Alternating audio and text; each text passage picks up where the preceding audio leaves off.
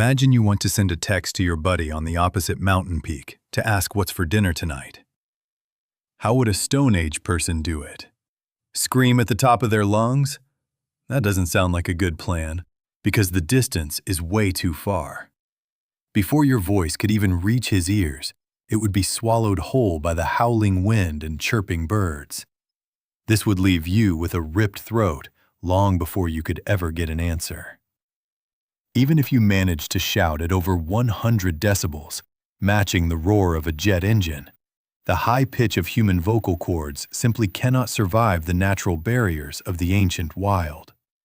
Sound waves would hit the first thick canopy of leaves, shatter, bounce around, and lose all their energy within just a few hundred meters. Your friend on the other side would hear nothing but absolute silence. How about lighting a fire to send smoke signals, like you see in those historical cinematic movies? It sounds romantic, artistic, and highly professional. But reality is often disappointing, and the weather rarely cooperates. Just one stubborn crosswind or a sudden downpour, and the smoke scatters or dies out instantly. If it's a foggy morning, your smoke blends right into the mist, rendering it completely invisible. Your prehistoric data connection drops, putting you completely out of service. And let's not forget that smoke signals are incredibly public. If you light a fire to tell your friend you found a good hunting spot, every hostile neighboring tribe within a 10-mile radius just received an open invitation to come ambush you and steal your territory. So, did our ancestors just live in total isolation, trapped in their own caves with no way to communicate over long distances? Did they just accept that once someone walked out of sight, they were effectively dead until they walked back in? Absolutely not. In reality, our ancestors were way ahead of their time and had much bigger brains than you think. They didn't use smoke, and they didn't waste human energy screaming. From tens of thousands of years ago, they already possessed a high-tech, long-range wireless communication device that solved the problems of distance, weather, and secrecy all at once.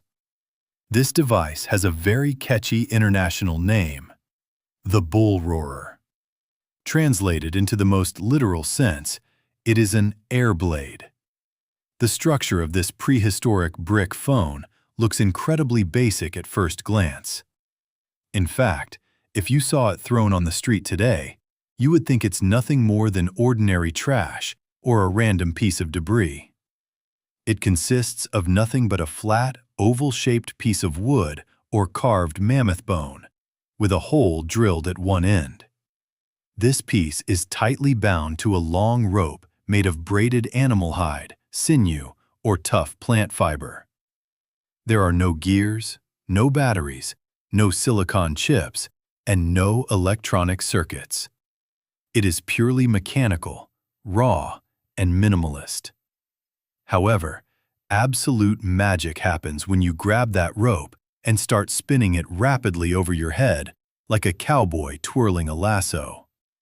The special aerodynamic shape of the wood slice acts like the blade of a helicopter propeller. This blade is usually carved with tapered, aerodynamic edges and a slightly curved surface. As it spins continuously, it doesn't just rotate around your hand. It twists and spins rapidly on its own axis, flipping over and over in mid-air. This violent, chaotic spinning movement continuously rips through the surrounding air layers, compressing and expanding the air molecules at an extreme rate. As a result, it generates a series of deep, buzzing, and rhythmic roaring sounds. It sounds both haunting and powerfully majestic. This low-frequency rumble intensifies with the speed of your arm, starting from a low purr and rising into a thunderous mechanical roar that vibrates through the very ground you stand on. At this point, you might ask, wait, a deep buzzing sound?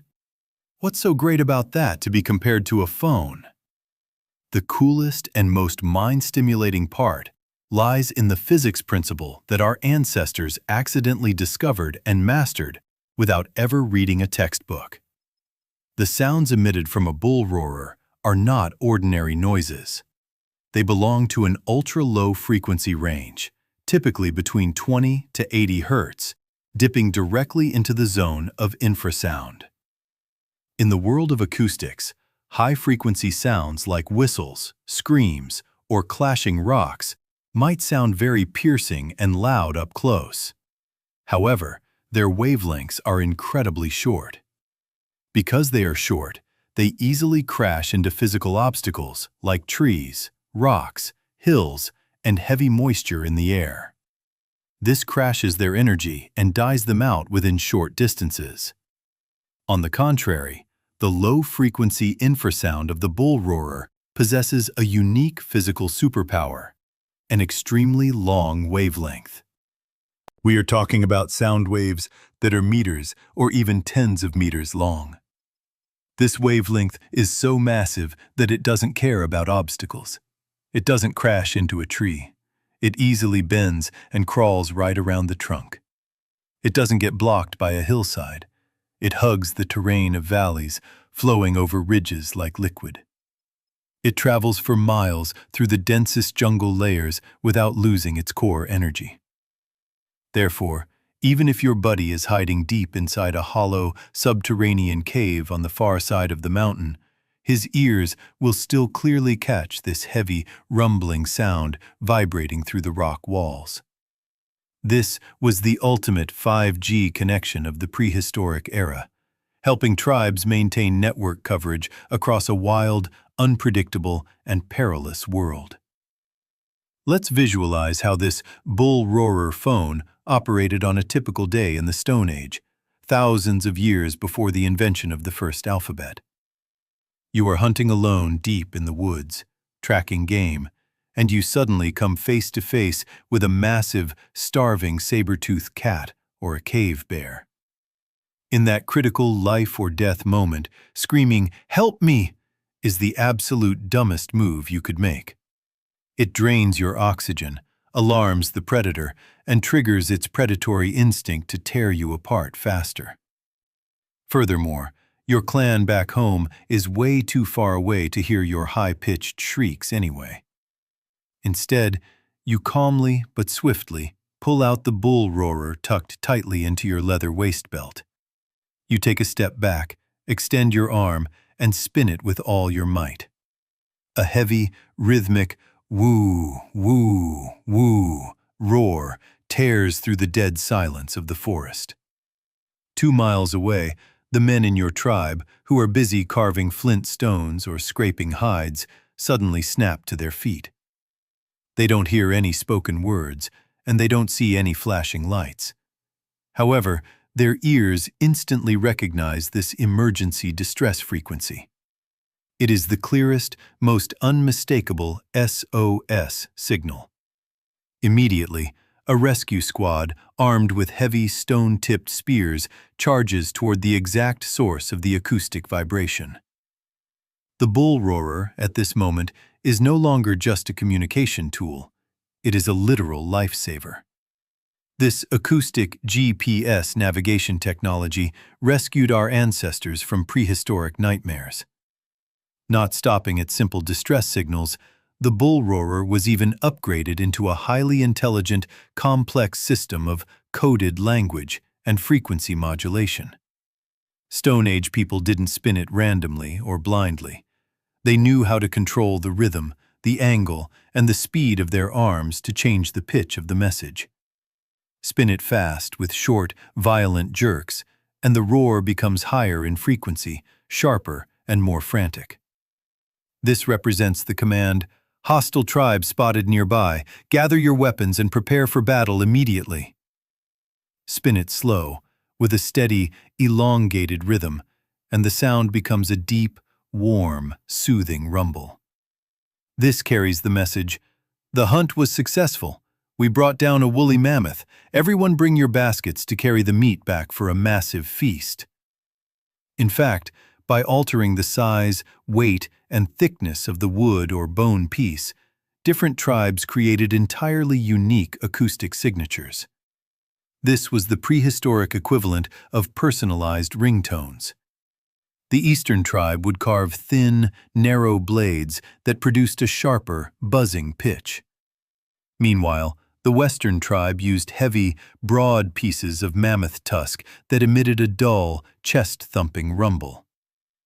Just by hearing the wind roar through the treetops, our ancestors knew exactly which subscriber the call was coming from. They knew instantly whether it was a friendly trading partner or a hostile foe trying to intrude on their territory. This level of systemic engineering far exceeds the primitive or savage label modern humans usually slap on them in history books. But the story of the Bullroarer doesn't just stop at practical survival techniques or military coordination. The absolute peak of curiosity and fascination is that it transformed from a mere communication tool into a mystical, sacred, spiritual treasure. It became a bridge connecting human consciousness to the realm of the gods and spirits. When night falls and absolute darkness blankets the primordial forests, the Stone Age world becomes an incredibly terrifying place. There are no streetlights, no electricity, and no safety guarantees outside the reach of the fire. At that moment, around the crackling campfire, the tribal shaman steps forward into the shadows and begins to spin a massive, sacred bullroarer. Amidst the dead silence of the primeval night, the deep, rumbling roar echoes through the trees. It sounds no different from the terrifying growl of an invisible, colossal monster, or the deep, guttural whisper of Mother Nature herself. Stone Age people genuinely believed that this infrasound had the power to ward off evil spirits lurking in the dark shadows just outside the camp. They believed the rip of the bullroarer was the actual voice of the gods of thunder, rain, and wind, answering the tribe's prayers and granting them protection. This spiritual truth was proven when modern anthropologists traveled to study indigenous tribes in Australia, the Amazon, and parts of Africa. These are people who have maintained a continuous lifestyle descending directly from the Stone Age. To these cultures, the bullroarer is not a toy. It is a top-secret, sacred item of supreme cosmic power. Women, children, and uninitiated outsiders are strictly forbidden from ever looking at it. In some ancient traditions, if an unauthorized person dared to sneak a peek at an active bullroarer during a sacred ritual, it was considered a supreme sin against the spirits. This sin was punishable by exile or death. Modern neurological and audio experiments have actually discovered why this device holds such an intoxicating grip on human psychology. That ultra-low infrasound frequency generated by the bullroarer has a bizarre physical and biological effect on the human brain and body. When exposed to continuous sound waves between 19 and 25 Hz, the human chest cavity physically resonates. This creates a slight vibrating sensation in the lungs and heart. Furthermore, these frequencies can trigger the brain to release alpha and theta waves. These are the exact same brain waves present during deep meditation, sensory deprivation, or dream states. It literally induces a mild state of trance, hyperfocus, or spiritual awe. This makes the listeners feel like they are standing in the presence of a massive, unseen cosmic force. A simple piece of wood tied to a piece of string, through the sheer brilliant application of acoustic physics, became a supreme instrument of psychological control and social unity for the entire tribe. What makes this even more astonishing is the sheer scale of its global footprint. When modern archaeologists excavated late Stone Age sites across the globe, they found identical fragments of bullroarers.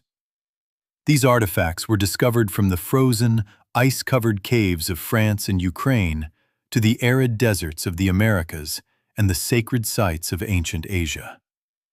Some of these fragments date back over 20,000 years and were made of reindeer antler, mammoth bone, or ancient hardwoods. What does this profound archaeological discovery mean? It means the Stone Age world was not completely disconnected, lonely, or fractured. Even without fiber optic cables, transoceanic radio towers, or satellite uplinks, the brilliant concept of a wireless phone using low-frequency infrasound was shared, invented, and spread across continents since the very dawn of humanity. Our ancestors shared the same core technology, the same understanding of physics, and the same acoustic mastery to survive, connect, and eventually rule the Earth together. So, the next time you hold the latest generation foldable smartphone in your hand, scrolling through social media at lightning speed, texting across oceans in milliseconds, and feeling incredibly proud of 21st century digital technology, take a brief minute to remember that simple stickman from the Stone Age. Think of those people with rumbling, empty stomachs, scarred skin, and leaf-wrapped bodies.